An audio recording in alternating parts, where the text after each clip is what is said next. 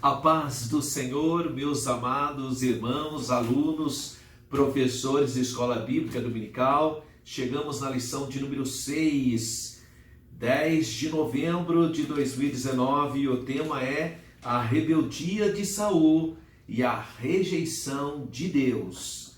Nosso textual está no primeiro livro do profeta Samuel, capítulo 15, versículo 23, que diz: porque a rebelião é como o pecado de feitiçaria, e o porfiar é como iniquidade e idolatria. Porquanto tu rejeitaste a palavra do Senhor, ele também te rejeitou a ti, para que não sejas rei. Palavra dura do profeta Samuel ao rei Saul, pelas atitudes erradas, equivocadas que ele tomou. Nossa verdade prática: o cristão nascido de novo não cabe praticar o pecado da rebeldia, pois fazê-lo é reviver a velha natureza, o velho homem. Vamos pensar um pouquinho sobre esse textuário, capítulo 15, versículo 23 do livro de 1 Samuel, ou primeiro livro de Samuel. Nosso textuário, então, está entre os versículos 10 a 31 desse capítulo 15. Por causa de uma desobediência anterior, aquela de primeiro livro do profeta Samuel, capítulo 13, entre os versículos 8 a 14. Que desobediência foi essa? Eu quero ler para você aqui na palavra do Senhor. Versículos 8 a 14. E esperou 7 dias, até ao tempo que Samuel determinara. Não vindo, porém, Samuel a Gilgal, o povo se espalhava dele. Então disse Saul: trazei-me aqui um holocausto e ofertas pacíficas. E ofereceu o holocausto. E sucedeu que, acabando ele de oferecer o holocausto, eis que Samuel chegou, e Saul lhe saiu ao encontro para o saudar. Então disse Samuel: que fizeste? Disse Saul: porquanto via que o povo se espalhava de mim, e tu não vinhas nos dias aprazados, e os filisteus já se tinham ajuntado em Miquimás. Eu disse: agora descerão os filisteus sobre mim a Gilgal, e ainda a face do Senhor não orei, e forcei-me e ofereci holocausto.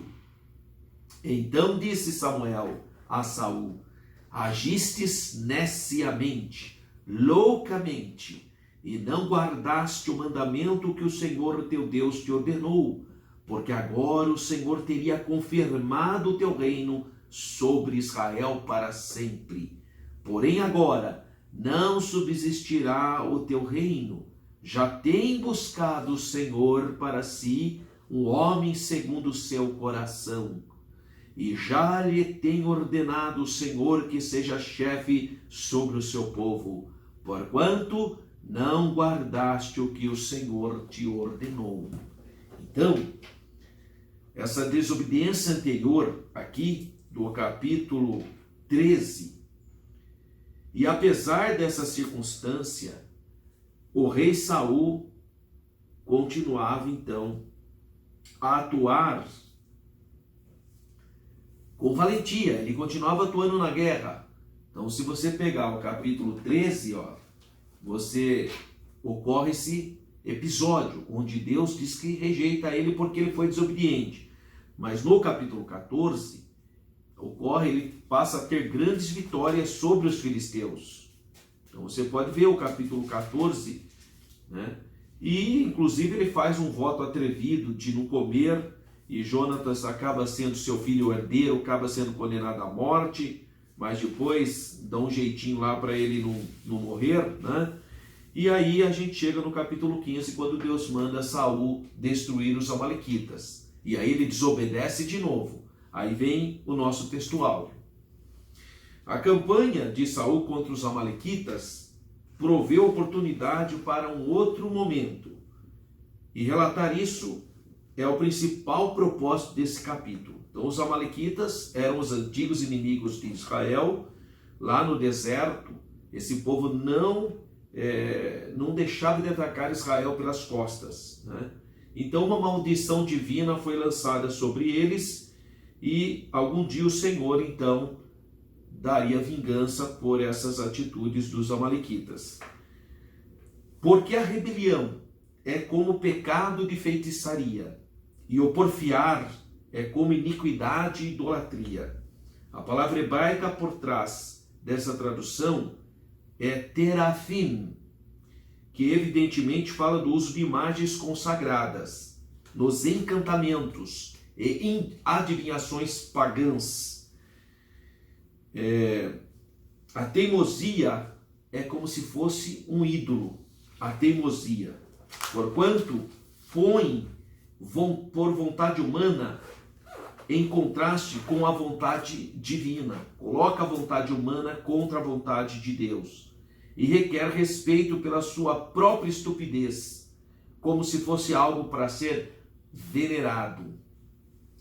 Porquanto tu rejeitaste a palavra do Senhor, ele também rejeitou a ti, para que não sejas rei. Então o pecado de Saul foi visto como uma rebelião, porque Deus falava uma coisa e ele fazia outra da cabeça dele. Infelizmente, meus irmãos, eu quero falar isso para você, professor, aluno, tem gente assim ainda hoje. O pastor fala para ele fazer uma coisa, ele faz tudo diferente e acha que fez a coisa certa. É gente que não tem discernimento, age neciamente. Infelizmente tem gente fazendo ainda hoje essas coisas, irmão. Deus falou para Samuel, a ordem é clara. Samuel foi lá e deu a ordem clara para o rei Saul. Aniquila, destrua todos os amalequitas, tudo. Uma ordem clara. Aí ele vai lá, deixa o gado, deixa o rei Agag sem matar. Aí quando Samuel vai chamar a atenção dele, veja bem, o povo. Irmão, essa história de povo, para começar, povo é uma palavra tão subjetiva, né? Pode ser uma pessoa e pode ser uma multidão, né? E essas pessoas sempre vêm com essa mesma história. Você vê, o povo, não sou eu, o povo perdoou. O povo, sim, mas o que Deus falou? O que foi a vontade e a palavra de Deus? Então Saul tem essa fraqueza moral. Tá? E ele é rejeitado por causa dos seus pecados, por causa do seu achismo. Mas eu achei, eu pensei, o povo perdoou. Mas Deus não falou que era para você fazer assim? É difícil, irmão, obedecer o que a palavra diz. É tão difícil assim. Tem gente assim que pega a Bíblia, ele lê, a Bíblia fala uma coisa e fala, mas eu acho assim. A Bíblia fala outra coisa, mas as pessoas já estão falando. Não, para. O que diz a palavra de Deus? Olha só o que diz o salmista no Salmo 119. Escondi a tua palavra no meu coração para não pecar contra ti. Então obedeça, irmão. Obedecer é melhor do que sacrificar. Infelizmente, por causa desse ato, dessa atitude, infelizmente, ele perdeu a bênção. A profundidade desse pecado foi ilustrada por Samuel, que o comparou à adivinhação, à idolatria. Samuel apontou para a variedade pagã da adivinhação dependentes de poderes sinistros, e não do poder do Senhor. Então que Deus nos guarde, que Deus nos ajude a jamais termos esse espírito rebelde, porque o Senhor nos dá o espírito de mansidão, de paz, de benignidade, de bondade. Isso é o fruto do Espírito. Leitura bíblica em classe. Primeiro livro de Samuel, capítulo 15, entre os versículos 17 e 28. Lembrando que o capítulo 15 do livro do profeta Samuel possui 35 versículos. Qual o objetivo geral dessa lição? Ressaltar, destacar que os crentes nascidos de novo não cabe praticar o pecado da rebeldia. E os objetivos específicos são 3. Primeiro, definir a palavra rebeldia. 2, explicar a rebeldia de Saul. E 3, caracterizar a liderança sem critérios de Saul. Saul não orava, né, irmão? Fazia tudo da cabeça dele, né? Não pode ser assim. O líder tem que ter temor de Deus. Tem que buscar a direção do Senhor. Não pode ser precipitado. Interagindo com o professor. O orgulho é um fator determinante para o pecado de rebelião. Contra o orgulho nós temos a humildade. A humildade contrapõe o orgulho.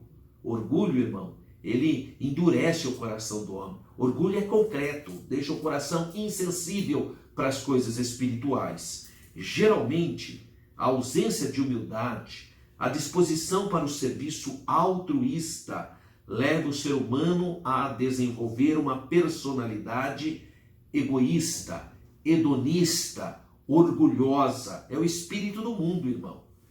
Quando se permite o orgulho dominar o coração, o processo de rebelião está prestes a ser instalado.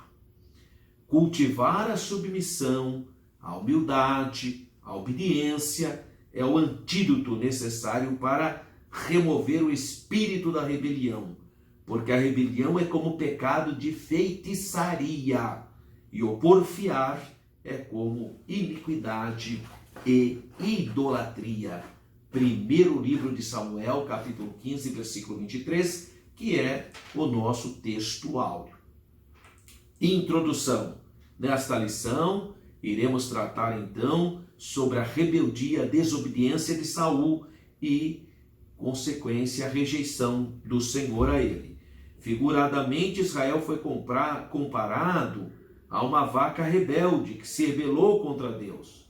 É o profeta Oséias, no capítulo 4, versículo 16, que fala de maneira figurada sobre Israel. A Bíblia mostra que há castigo divino para quem trilha o caminho da rebeldia. É a lei da semeadura. Quem planta, colhe. É isso o que estudaremos aqui, tomando como exemplo Saul, o primeiro monarca, o primeiro rei de Israel. Ponto central. O crente nascido de novo não deve praticar o pecado de rebelião. Lembrando que o primeiro que fez isso foi Satanás, o primeiro rebelde. Definição de rebeldia. Vamos para o conceito. A rebeldia é caracterizada como um ato de resistência, desobediência, de oposição à autoridade. Por vezes se trata de uma obstinação em excesso. Na Bíblia, há exigências constantes para que o servo de Deus evite a rebeldia, a rebelião, ou seja, contra Deus, contra os pais, contra os líderes, contra as autoridades. Tudo isso é rebelião, irmão. 2. O aspecto bíblico. Algumas passagens do Antigo Testamento, por exemplo, o profeta Jeremias, capítulo 3, e também no capítulo 31, aponta a nação de Israel como filhos e filhas rebeldes, que escolhem o mal para desenvolver uma vida pecaminosa. No livro do profeta Oséias, Israel é comparado a uma vaca rebelde. Está lá em Oséias 4,16. É uma linguagem do campo, em que o fazendeiro realça a rebeldia do animal. Portanto, o real significado de rebeldia no Antigo Testamento é a ênfase ao retorno de um servo de Deus às mais horríveis práticas pecaminosas, incluindo a servir ídolos, adorar ídolos. O cristão não pode viver na prática da rebeldia, visto que no seu ser há uma nova natureza. Quem agora está em Cristo, nova criatura é. As coisas velhas se passaram, eis que tudo se fez novo. Então ele tem que praticar não a velha natureza, mas agora a sua novidade de vida. Essa é a ordem de Paulo: não reine mais em vosso corpo mortal o pecado. Romanos 6,12. E 3. O cristão e a rebelião.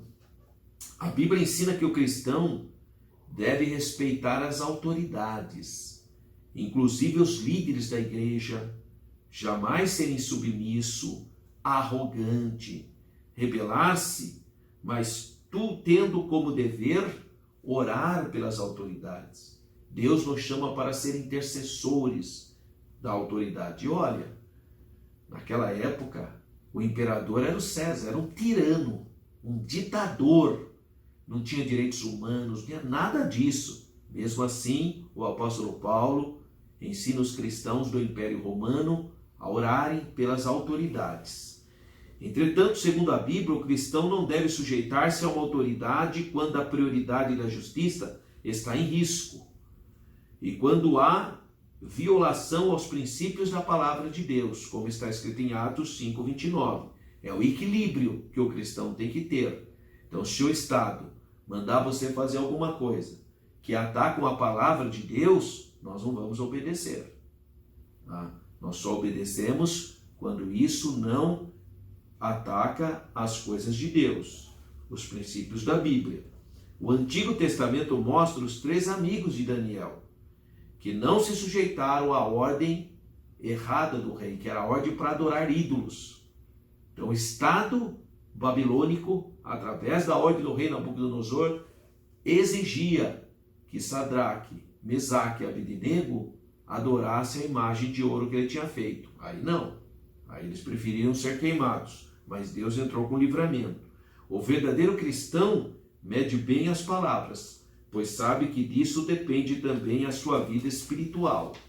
Então nós temos aqui uma síntese do primeiro tópico. A rebeldia é caracterizada como um ato de resistência, de oposição a uma autoridade. Por vezes se trata de uma obstinação e acesso. Há um subsídio didático-pedagógico de um livro do Richard Dort, Orgulho Fatal, é o nome do livro. Um ousado desafio a este mundo faminto de poder. E 2, a rebeldia de Saul. Não cumpria com a ordem divina, não obedecia à ordem divina, irmão. O homem tribuloso. Por ordem expressa de Deus, Samuel falou para Saul: Acabe, aniquila todos o que tiver em Amaleque, por causa da medida do pecado deles. Tudo deveria ser destruído e banido, pois os amalequitas estavam então sob o julgamento de Deus. Essa ação divina era para evitar que o mal deles se espalhasse cada vez mais. Mas Saul e o povo, porque Saul falou que o povo achou que podia julgar melhor os amalequitas do que Deus. Deus, conhecedor de tudo, mandou riscar o nome de Amaleque. Mas Saul achou que não era bem assim. Poder perdoar os bois, o rei. Tá vendo, irmão, onde está o problema da rebelião? E pode ter certeza que Saul, na cabeça dele, não tinha rebelado. Porque o rebelde é assim, coitado. Ele apronta, não tem consciência do ato errado dele. Não, eu não fiz nada. Mas o pastor não falou para você fazer assim? Mas eu quis fazer diferente, não foi, né? Irmão, a rebeldia, é a oposição. Assim foi Saul também, você vê, né? Deus mandou acabar com a Malequita, mas o povo achou que a gente podia perdoar o boi, o rei, tadinho já, né? O que tem? É uma pessoa boa. Irmão, o juízo de Deus, você acha que o seu juízo é superior ao juízo de Deus? Então, há uma rebelião frontal contra o juízo divino. Você está dizendo então que Deus errou em ter mandado aniquilar os amalequitas? Seria essa a ideia. Entretanto, nada dos amalequitas deveria ser saqueado ou roubado. Então não era para ele pegar nenhum tipo de produto ou de bens dos amalequitas, era para queimar tudo, destruir tudo. O que não poderia ser queimado, como ouro, prata e ferro, seriam objetos consagrados ao Senhor. Mas Saul não obedeceu à ordem de Deus. Juntamente com 200.000 homens de 11 tribos e outros 10.000 de Judá, lançou a batalha, não destruiu o rebanho do inimigo e ainda preservou a vida do rei Agag. O mal que Saul poupou não tardaria de lhe atingir. Note que foi um amalequita que afirmou ter matado Saul, embora, na verdade, ele suicidou-se, né? Segundo o livro de Samuel, capítulo 1, versículos 1 a 10. 2. Deus, entre aspas, essa é a linguagem antropomórfica, porque você não encontra um outro termo, então você vai usar a palavra arrependeu, mas não é a palavra adequada aqui. É que não encontra outra, né? Então é como se ele tivesse arrependido. É você dar um sentimento humano para Deus. Isso chama antropomorfia. Então Deus se arrependeu, entre aspas, em relação a Saul. Foram duas as razões para isso. Saul deixou de seguir e de executar a vontade de Deus, deixou de ser servo de Deus. A palavra arrepender-se, oriunda do hebraico nahan, nahan significa sentir profundamente, lamentar. Essa seria talvez uma tradução mais adequada, porque Deus não se arrepende, né, irmãos? Referindo-se à pessoa de Deus, essa expressão pode ser compreendida como mudança em relação à pessoa de Saul. Deus não tolera o pecado. Então ele chamou, ele deu oportunidade, mas a pessoa quer pecar, escolheu o pecado, quer errar, então ele entrega. Não é isso que Paulo fala em Romanos? Deus entregou. Está falando, está explicando, está ensinando com amor, mas a pessoa não quer. Livre-arbítrio, isso você faz a sua escolha. Para amanhã você não falar que você vê, não teve jeito. Como não teve jeito? Você que escolheu. Tá, irmão?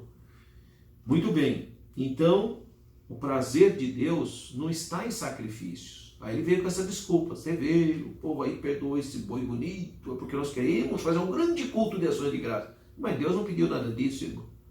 Então tem gente assim, faz tudo errado e depois vem com essa história. Não, é porque eu queria fazer um culto de adoração ao Senhor. Sim, mas Deus não pediu isso. Então, obedecer é melhor do que sacrificar. E 3, a rebelião com o pecado de feitiçaria. Olha que gravidade. Essa expressão traz a ideia de uma decisão por meio de adivinhação ou de lançamento de sorte. Uma atitude obstinada e teimosa. A expressão porfiar é como iniquidade e idolatria, refere-se ao engano de um ídolo, demonstrado na arrogância de quem pratica o pecado da idolatria. No texto está claro que expressões falam de apostasias. A primeira a respeito da negação da autoridade divina. A segunda, de reconhecer outros poderes acima do Senhor. Nesse contexto, o profeta, então, Samuel, afirma que não há valor em sacrifícios a Deus quando se quebra dos seus mandamentos, uma das suas ordens. Quer dizer, trata-se de uma desobediência deliberada. Que quem age assim coloca a sua vontade no lugar da vontade de Deus. Então ele pensa assim, então ele acha que Deus está concordando com ele, sendo que Deus fala outra coisa. Por isso a rebelião é tão maléfica quanto a adivinhação, pois ela rouba o lugar da glória de Deus. Rouba o lugar da glória de Deus. A insolência e a arrogância de Saul revelam então a tentativa de ele se impor como uma divindade, que era comum na antiguidade, os reis achavam divinos. Era como se as regras da guerra fossem dele. Ele fazia as regras da guerra, esquecendo que é Deus que controlava tudo, tem os mandamentos do Senhor. De fato, Lutero estava certo quando disse: diante da palavra, eu é que tenho que me render. Nenhum de nós jamais pode e deve querer impor nossa vontade perante a vontade do Senhor, frente à ordem do Senhor. Síntese do tópico 2. A rebeldia de Saul era caracterizada pela sua desobediência à ordem divina. Quando o orgulho entra no coração de um ser humano, aquilo ali perde a sensibilidade espiritual. É esse o cuidado que nós precisamos ter. Temos que pedir para Jesus lavar o nosso coração e colocar o coração humilde, né? Ser mais humilde. A humildade é o antídoto contra o orgulho e a dureza, o endurecimento de coração. Há um subsídio Vida Cristã, do mesmo livro, Orgulho Fatal, publicado pela CPAD. O terceiro tópico: Saul, um líder sem critérios. Olha que coisa triste. A pior coisa é isso, irmão. A pessoa faz coisa da cabeça dele. Cada hora fala uma coisa. Tá? Quando ele acha que é assim, é daquele. Quando ele muda tudo. Não é assim, irmão. Existem regras. Tem que haver critérios. Então, não sabia esperar. Isso a gente vê no capítulo 13 do primeiro livro do profeta Samuel. Ele não soube esperar o pastor. Imagina o irmão chega, bom, o pastor não está vindo, está demorando, eu mesmo vou dirigir o culto. Foi lá e aconteceu, mas ele não podia fazer isso, irmão. Como ele faz uma coisa assim? Quer dizer, ele tinha que ter esperado, tinha que ter confiado no Senhor. Agora não. É que eu fiquei com medo. Quer dizer, coisa da cabeça dele, irmão. Eu fiquei com medo que os filisteus me atacassem, eles já estavam se reunindo, o povo estava embora. Sim, e daí? Eles tinham que esperar o sacerdote. Então, ele não sabia esperar. Uma das provas de que Saul não tinha critérios para a liderança é a sua impaciência. Pensa num homem impaciente. Aliás, é uma característica de certos líderes que querem tudo na hora. Tem que ser tudo na hora. Precisa parar com isso, irmão. As coisas não são assim. O mundo não é assim. Tá? Dê tempo ao tempo. Agora, parece menininho mirrado, mimado. Menininho mimado. Quer tudo na hora. Eu quero, aí faz birra quando... É o mesmo estilo. Samuel, o profeta, já tinha dito para Saul esperar até a chegada dele. Infelizmente, o rei de Israel não o fez. Essa ordem era para que Saul esperasse antes de começar qualquer invasão, pois ele deveria colocar tudo diante de Deus, apresentando o sacrifício como havia feito anteriormente. A falha principal de Saul não foi de ter oferecido sacrifício, mas ele não sendo sacerdote, mas foi não esperar o profeta Samuel para receber a bênção de Deus. Na obra de Deus é preciso capacidade para esperar. O salmista, no Salmo 40, versículo 1, diz: esperei com paciência no Senhor. Deus age no momento certo em nosso favor. Que eu e você, irmão, que nós possamos cultivar esse sentimento de esperar no Senhor, confiar no Senhor. 2. Saul, o rei que foi rejeitado. Destacamos a rejeição de Saul por causa do pecado de não atender à voz de Deus. Está lá no primeiro livro de Samuel, capítulo 13, versículo 13.